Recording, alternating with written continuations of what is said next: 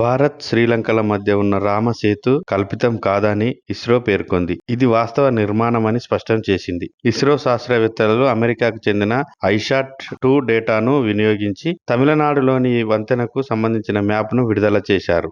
భారత్, శ్రీలంక మధ్య ఉండే ఈ వంతెన పొడవు 29 కిలోమీటర్ల మేర ఉంది. దీని ఎత్తు సముద్ర గర్భం నుంచి 8 మీటర్లు ఉన్నట్టు నిర్ధారించారు. ఈ వంతెన తమిళనాడులోని రామేశ్వరం ద్వీపం, ఆగ్నేయ దిక్కులోని ధనుష్కోడి నుంచి శ్రీలంక మన్నూరు ద్వీపంలోని తలైమన్నార్ వాయవ్య దిశ వరకు విస్తరించి ఉంది. దీని సున్నప్రాతితో నిర్మించినట్టు తెలుసుకున్నారు. ప్రస్తుతం ఈ వంతెన 99.98% నీటిలో మునిగి ఉందని శాస్త్రవేత్తలు గుర్తించారు. రామసేతు గురించి ప్రత్యేకంగా చెప్పాల్సిన అవసరం లేదు. రామాయణ కాలంలోనే నిర్మించిన వారధి అని భారతీయుల విశ్వాసం. దీన్ని భారతీయ అంతరిక్ష పరిశోధన సంస్థ పరిశోధన సైతం ధృవీకరిస్తున్నది. రామేశ్వరం నుంచి శ్రీలంకలోని మన్మార్ దీవుల వరకు ఈ వారధి ఉంటుంది. అయితే రామసేతుకు సంబంధించిన పలు రహస్యాల ఛేదనలో ఇస్రో మరో మైలురాయిని చేరింది. నాసాకు చెందిన ఉపగ్రహం సాయంతో తొలిసారిగా అడమ్ బ్రిడ్జిగా పిలిచే రామసేతు మ్యాప్ ను సిద్ధం చేసింది. ఈ వంతెనకు సంబంధించిన ఫోటోలను తాజాగా విడుదల చేసింది. ఇస్రో రూపొందించిన 10 మీటర్ల మ్యాప్ లో మొత్తం వంతెన కనిపిస్తుండటం విశేషం. ఇస్రో అమెరికాకు చెందిన ఉపగ్రహం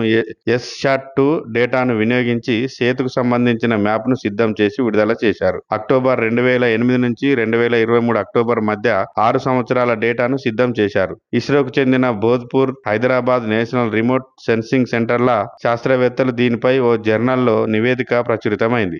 భారత్, శ్రీలంక మధ్యనున్న ఈ రామసేతు పొడవు 29 కిలోమీటర్లు ఉంటుంది. సముద్ర గర్భం నుంచి దీని ఎత్తు 8 మీటర్లు ఉన్నట్లు శాస్త్రవేత్తలు గుర్తించారు. ఇప్పటి వరకు ఈ సేతు 99.98% నీటిలో మునిగి ఉన్నట్లుగా శాస్త్రవేత్తలు తెలిపారు. రామాయణ కాలంలో లంకాధిపతి రావణుడు సీతమ్మ అమ్మవారిని అపహరించాడు. ఆమెను అక్కడే ఉంచాడు కూడా. హనుమంతుడు లంకయానం చేసి సీతమ్మ జాడను కనుగొంటాడు. ఆ తర్వాత లంకకు చేరుకునేందుకు సముద్రంపై వంతెనను వానరసేన నిర్మించింది. ఆ సేతుపై నుంచే వానరసేన లంకకు చేరుకుంటుంది. అయితే క్రీస్తు శకం 9వ శతాబ్దం వరకు పర్షియన్లు ఈ వంతెనను సేతు బందైగా పిలుస్తుండేవారు. రామేశ్వర ఆలయం రికార్డుల ప్రకారం ఈ వంతెన 1480 వరకు తుఫానులతో ధ్వంసమైంది. అంతకు ముందు సముద్ర మట్టానికి పైనే ఉండేదని శాస్త్రవేత్తలు అంటున్నారు. ఈ వీడియో పైన మీ అభిప్రాయాన్ని మాకు కామెంట్ రూపంలో తెలియజేయండి.